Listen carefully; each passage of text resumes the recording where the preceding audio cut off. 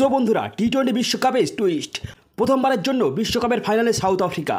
তো 8 বারের প্রচেষ্টায় প্রথম ফাইনালে দক্ষিণ আফ্রিকা। কখনো ভাগ্যের পরিহাস, কখনো নির্বুদ্ধিতা, কখনো স্নায়ুর চাপ সামলাতে না পারা।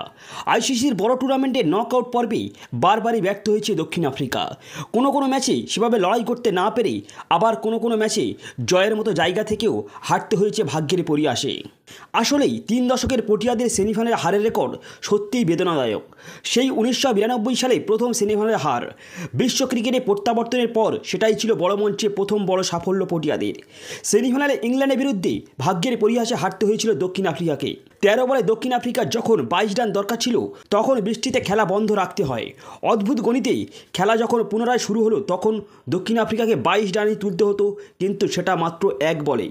সেই অসম্ভব সমীকরণে 19 রানে হারতে হয় পটিয়াদের। তারপর 99-এ ফের হৃদয়ভঙ্গ।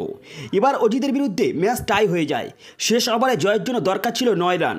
প্রথম 2 বলেই 2টি 4 মেরে দেয় পটিয়া অলরাউন্ডার ল্যান্স ক্লুজনার, কিন্তু জয়সূচক রানটি নিতে গিয়ে তিনি রান আউট হয়ে যায়। ম্যাচ টাই হয়ে যায়। সুপার 6-এ অজিরা ভালো পারফরমেন্স করায় তারাই সুযোগ পেয়ে যায় ফাইনাল খেলার।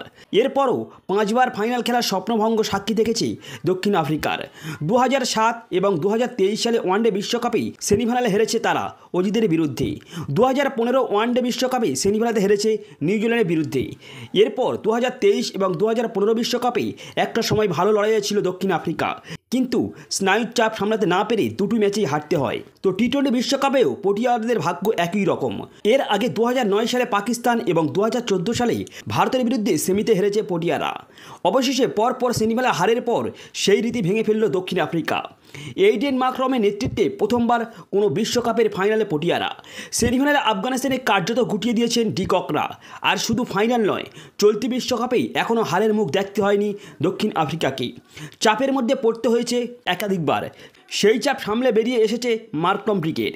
এখন শুধু সময়ের অপেক্ষা ফাইনাল জেতার। সাময়িকভাবে আশা জুগিয়েছে কাপ জয়ের, কিন্তু ফাইনালে হেরে গেলেই সেটা আবার চিরতরে সেটা যেতে পারে পটিয়াদের নামের পাশেই। সেটা জানেন মাকরমরা। তো বন্ধুরা, আমরা এক ঝলকে দেখে নেব আফগানিস্তানকে কিভাবে হারিয়ে তারা ফাইনালে খেলার যোগ্যতা অর্জন করলো। So let's begin start. তো সেই সঙ্গে বিশ্বের বিধ্বংসী মাপের টিমদেরকেই হারিয়ে প্রথমবারের জন্য সেমিফাইনালে উঠেছিল আফগানিস্তান। তো প্রথমবারের জন্য তারা ফাইনাল খেলার স্বপ্ন দেখেছিল, কিন্তু সেই স্বপ্ন ভেঙে চুরমার হয়ে গেল। তো এদিন প্রথমে সাউথ আফ্রিকা টসে জিতেই বোলিং করার সিদ্ধান্ত নেয় এবং আফগানিস্তানকেই ব্যাটিং করার সুযোগ দেয়। তো আফগানিস্তানের ওপেনিং ব্যাটসম্যানরা দুজনেই কেউ রান পাননি আজকের ম্যাচে। তো যাদের ভিড় ছিল এই ওপেনিং ব্যাটসম্যানদের উপরে, তারাই রান পায়নি। তো আফগানিস্তানের হয়ে সবথেকে বেশি হাই স্কোর করেছে আজমাতুল্লাহ ওমরজাই, 12 বলে 10 রান। এছাড়া কেউই 10-এর গণ্ডি পার হতে পারেনি। তো সব মিলিয়ে 11.5 ওভার শেষে 56 রানে অল আউট হয়ে যায় আফগানিস্তান। তো সাউথ আফ্রিকার হয়ে মার্ক জনসন 3টি ও টাবলেস শামসি 3টি উইকেট নেয়। সেই সঙ্গে কাগিসো রাবাডা ও অ্যান্ডি নটরিজে 2টি করে উইকেট নেয়। জবাবেই 56 রানের টার্গেটে 8.5 ওভারেই 1 উইকেট হারিয়ে সেই রান কভার করে নেয়।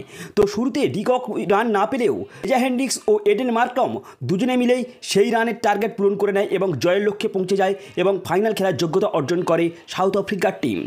তো রেজা হেন্ড্রিক্স 25 বলে 29 রান করে এবং 21 বলে 23 রান করে এডেন মার্করম।